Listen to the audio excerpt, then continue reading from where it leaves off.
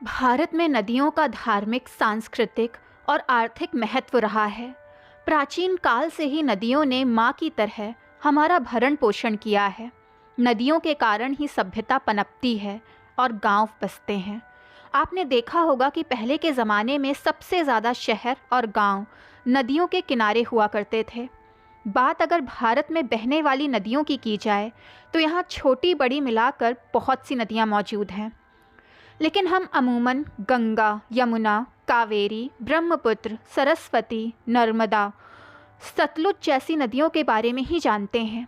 कहते हैं कि नदियों में स्नान करने भर से ही सारे पापों से मुक्ति मिल जाती है। लेकिन क्या आपने कभी श्रापित नदियों के बारे में सुना है?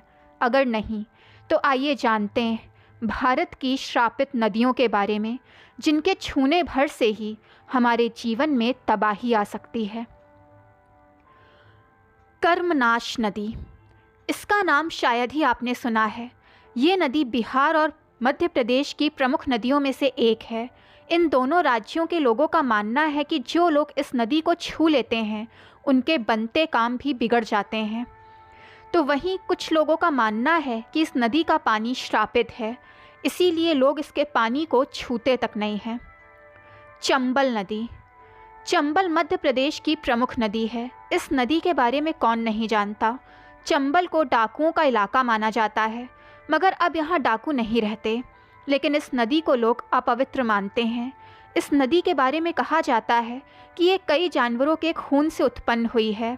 एक अन्य कहानी के मुताबिक एक राजा रतिदेव ने हजारों जानवरों को मार डाला था और उनका खून इस नदी में बहा दिया था। इस घटना के बाद से ही लोग इस नदी को श्रापित मानने लगे। फल्गु नदी, धार्मिक जगहों और इसके आसपास नदियों को देवी का रूप माना जाता है। लेकिन बिहार के गया जिले में बहने वाली फल्गु नदी के बारे में कुछ और ही माना जाता है। गया बिहार का जिला है जहां हर वर्ष लाखों लोग पिंडदान और श्राद्ध तर्पण करने के लिए पहुंचते हैं। यहाँ के लोग नदी को देवी नहीं बल्कि श्रापित मानते हैं। कहते हैं कि इस नदी को माता सीता ने श्राप दिया था, तभी से लोग इस नदी पर नहीं जाते। कोसी नदी, कोसी नदी के बारे में हम सब ने किताबों में पढ़ा होगा। बहुत ज़्यादा लोग इससे परिचित नहीं हैं।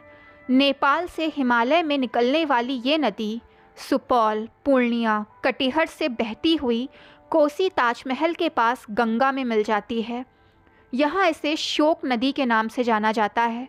कहते हैं कि जब इस नदी में बाढ़ आती है, जो स्थानीय लोग प्रभावित होते हैं और कई लोगों की तो जानें चली जाती हैं।